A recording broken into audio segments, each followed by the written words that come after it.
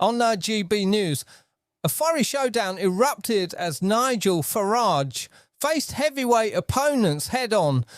Former Attorney General Sir Michael Ellis branded the European Court of Human Rights a Frankenstein monster, while Lord Maurice Glasman insisted Britain must reclaim its liberties. But political commentator Faheema detonated the debate, accusing Farage of outright lies and hypocrisy, warning he was dragging Britain into a dangerous future without basic rights. The studio boiled over, voices clashed, and viewers were left stunned by the ferocity of the exchange. And the story is far from over. Subscribe now and watch the full clip to see how it all unfolded. Did you know over 95% of our viewers aren't subscribed? Subscribing is free and helps us create more great content. Hit subscribe now and join our community. This is politics, no one else's courts, yet you now want to tear up the European Convention of Human Rights and drift towards a US-style system where basic rights depends on politics, money, and who's in power. Just look at the American right now. People executed despite doubts about their guilt, millions denied, healthcare is human rights, mass incarceration, tearing families apart. That's what when human rights are guaranteed above politics, right? And the ECHR is a vision, and Britain helped write that. It is not in the dark ages. It is also current now when it comes to human rights and laws and acts that actually is, taking away the horrors that we still experience today. We still have wars. We still have interference directly and indirectly that is happening with the democratic states, including Britain. Without it, we are opening a door to any government, left or right, rewriting the rules itself without being marked. And all right, so you're saying, so what you're saying, in effect, is that this convention, this court in Strasbourg, judges, they're more important, they're better defenders of our liberties than we, the voters, when we go to the polls and choose our governments. That's in effect what you're saying, is that democracy doesn't work. I'm saying that they will mark it. We will still have, and we still do. The ECHR does not actually,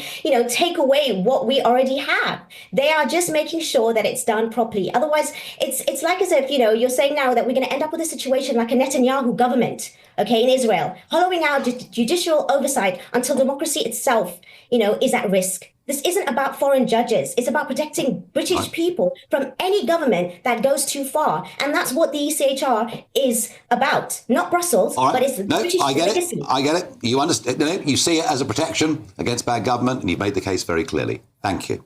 Go back. Yeah.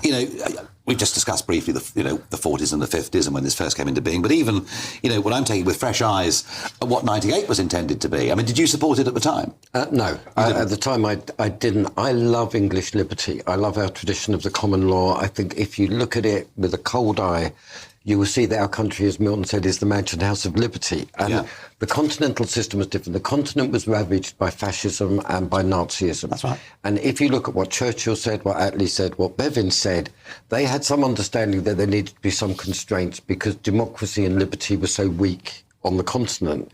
But it was never intended to be part of our law. Now, this goes deep, Nigel. No, this is a really fundamental debate. And because 98, I don't know how good faith they were. New Labour and all of that were very much in favour of a rights-based international order where law would harmonise interests, not democracy, not politics. Yeah, I mean, this is the key. So this is fundamental. This debate we really have, do we? That human rights, almost by their very definition, tend to be given to us by the state, as opposed to the sort of liberties under common law. And Maurice is right. That should be how it is. That always was how it is in this country.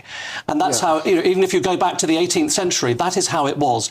So what's happened is that there has been a deliberate encroachment. There has been an overinterpretation by, in fact, decades, generations of judicial rulings which have eaten into those liberties and said, well, they come through statute. Is that politics, democratic politics, is subordinated to judges. It's an issue of sovereignty. That's right. Fundamentally at the heart of it. So when Jack Straw says that wasn't their intention, You're a little bit sceptical even on that. I'm sceptical because what that was, certainly, so the villain of the piece was actually Roy Jenkins, who introduced this idea that the English court should bear the convention in mind when making judgments. So that happened in 64. That wasn't Churchill's intention, it wasn't Attlee's intention. They always quote Churchill. They always quote Churchill, and he would not recognise how that law has been interpreted. Churchill said explicitly that this may be necessary on the continent in Europe, but it wasn't not necessary. Us. And he's right. And this history is good, but let's bang up to the modern day. Yeah. You know, let's go up to date. You've been putting pressure on. Yeah.